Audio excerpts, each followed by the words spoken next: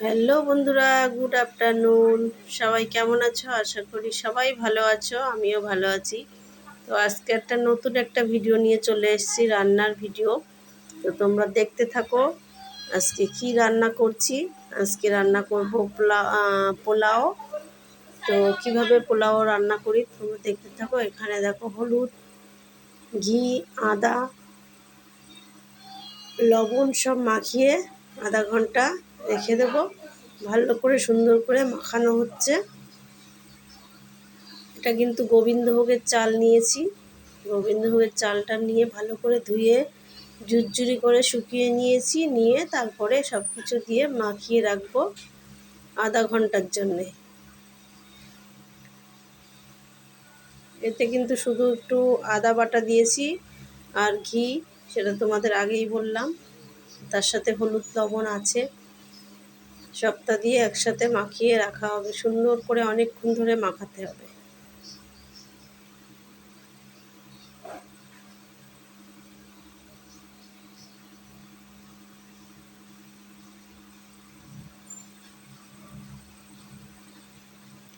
তারপরে দেখো আধা ঘন্টা মতো ঢাকা দিয়ে রেখে দেব। ঢাকা দিয়ে রেখে দিলাম। এখানে নিয়েছি এলাচ, লবঙ্গ আর কাজু বাদাম, কিশমিশ, তেজপাতা। তো এই নিয়েছি। এবার এগুলোকে ভালো করে ভেজে নেব।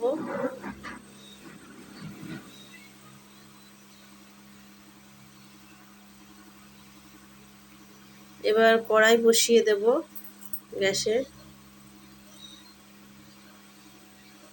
দেখো কড়াই বসিয়ে দিয়েছি। এখানে কড়াইতে 3 চামচ ঘি দিয়েছি। তো ঘিটা গরম হলে তারপরে দেখো এখানে এলাচ, লবঙ্গ, তেজপাতা সব দিয়ে দিয়েছি ঘির ভিতরে।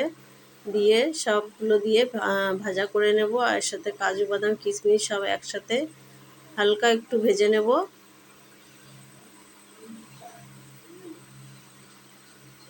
তো হালকা আছে ভেজে নেব, বেশি মানে গ্যাসটা জোর দেব না, হালকা জোরে ভাজা করে নেব এগুলো।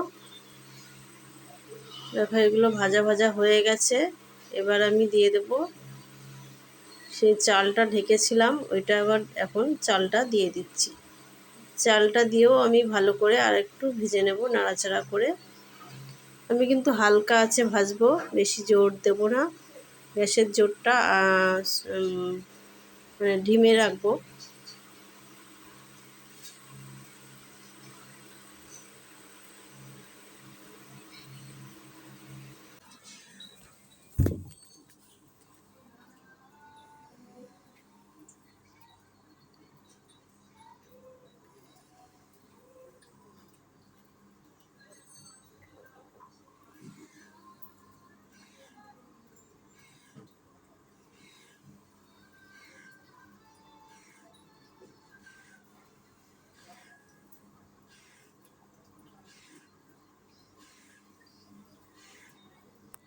তো দেখো হয়ে গেছে পোলাওটা। তো গরম গরম একটু আঠালো মতো, ঠান্ডা হয়ে গেলে ঝুরঝুরে হয়ে গেছিলো। তো তোমাদেরকে লাস্টে আর দেখাইনি, এই গরম গরম তোমাদের দেখাচ্ছি নাড়াচাড়া করে। আর লাস্টে একটু চিনি দিয়েছিলাম, চিনিটা তোমাদেরকে আর দেখাইনি। চালটা ভেজে কিন্তু জল দিয়েছি, জলটা মেপে দিতে হবে। জল বেশিও হবে না আবার কমও হবে না, ঠিকঠাক জলটা মেপে দেবে। যতটুক চাল হবে ততটুক জল হবে, সমান সমান করে দিতে হবে, তাহলে কিন্তু সুন্দর হবে। আর এখানে দেখো চিকেন রান্না করব, পোলাওর সাথে চিকেন হবে। তো আলুটা ভেজে নিয়েছি। আর এখানে চিকেনটা দই দিয়ে মাখিয়ে রেখেছি, দই, লবণ, হলুদ সব দিয়ে মাখিয়ে রেখেছি। আর এখানে মশলা করে নিয়েছি, জিরে, আদা, রসুন সব মশলা করে নিয়েছি। পেঁয়াজটা আর বাটিনি,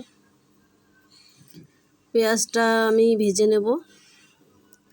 কড়াইতে তেল বসিয়ে দিয়েছি, তেলটা গরম হয়ে গেছে। এবার আমি পেঁয়াজটা কুচি কুচি করে কেটে নিয়েছি, পেঁয়াজটা সুন্দর করে ভেজে নেব।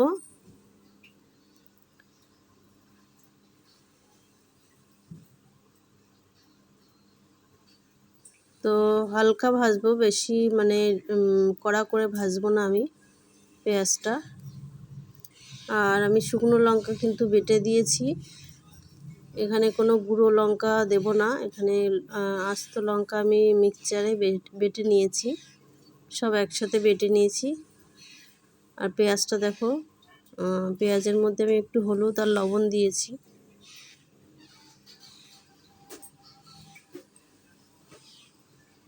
তো হালকা ভাজা ভাজা হয়ে গেলে আমি এই যে মশলাটা করে রেখেছি মশলাটা দিয়ে দেব।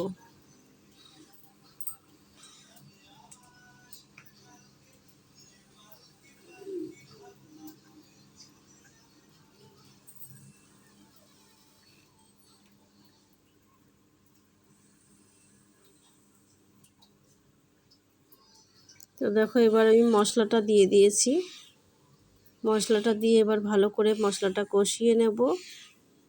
এই মশলাটা দেওয়ার পরে কিন্তু আমি লবণ হলুদ দিয়েছি একটু। তো দেখো কত সুন্দর কালারটা এসেছে, মশলাটা প্রায় ভাজা ভাজা হয়ে গেছে।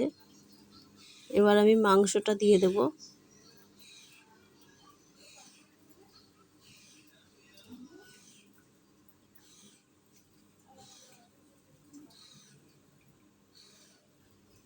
এরকম করে কিন্তু টক দইটা মাখিয়ে রাখলে মাংস কিন্তু খুবই সুন্দর হয়, খেতেও যেমন সুন্দর হয়, যে চিকেনের যে গন্ধটা থাকে গন্ধটাও চলে যায়, খুব একটা গন্ধ বেরোয় না।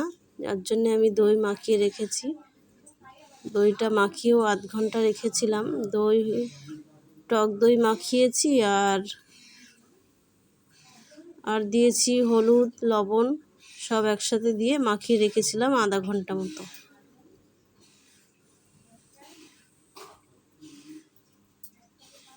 তো পোলাওর সাথে কিন্তু চিকেনটা খুবই ভালো লাগে, আবার আলুর দমটাও খুব ভালো লাগে, যে যেমন খায় সে তেমন করবে। তো দেখো কষানো হয়ে গেছে মাংসটা, আর এখানে আমি জল দিয়ে দিয়েছি, তারপরে আলুটাও দিয়ে দেব। তো দেখো রান্নাটা আমার হয়ে গেছে, কত সুন্দর হয়েছে, বেশি মানে শুকনো শুকনো করিনি চিকেনটা, একটু দেখো আমার মেয়েকে খেতেও দিয়ে দিয়েছি, সুন্দর করে সাজিয়ে ওকে খেতে দিয়েছি। তো ভিডিওটা এখানে শেষ করছি, সবাই ভালো থেকো সুস্থ থেকো, টাটা বাই।